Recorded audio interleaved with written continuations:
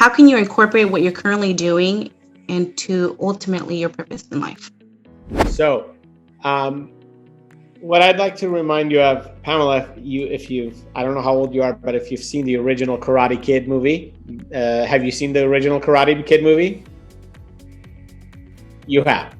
Yeah. Okay. So, if you remember in that movie, Mr. Miyagi would tell Daniel-san to wax the car, wax on, wax off, right? And at that moment, Daniel had no idea, like, what the heck does this have to do with teaching me karate? And then one day he throws a punch at him and he goes, wax on. And he realizes that the whole time he was teaching him karate.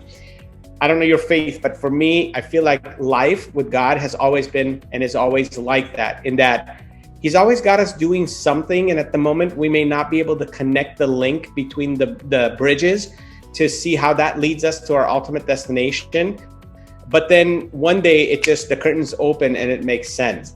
So, I was in technology for a long time. I sold my company in 2018, and that company had its ups and downs, and I had rough patches. And when I sold it in 18, and I laid off my last employee in 17, and I remember I was sitting in my office and I was like very depressed because we had this vision of taking that company global and doing all of this stuff. And I felt like I had wasted, I started it in 2005 and here it was 17, 14, what was that, 9 years later, 17, 14, I don't know, whatever, long time later.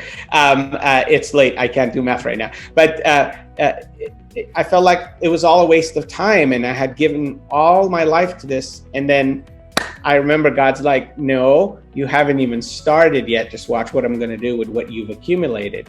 And then bam, all those experiences that I had with the ups and the downs and the failures and the gains and the losses, it evolved into a book, which evolved into a coaching and consulting career, which catapulted my legal career. And next thing you know, I know exactly what I'm doing now. I'm helping small business owners who are the backbone of this country remain stable, become strong, and build their business on a solid foundation, which is my dream job. I mean, I love what I do. So sometimes you're just sitting there, you're waxing that car and you have no idea what the heck you're doing, and then it'll just all come together. So the experiences you're gaining right now, the rejections and the failures and the days you don't want to go to work because things aren't going the way you want, all of those are what accumulate into expertise. Notice I didn't focus much on the successes, because successes are great, but they're quickly forgotten, right? It's like, okay, I was successful yesterday, but if I'm not successful today, I've got nothing.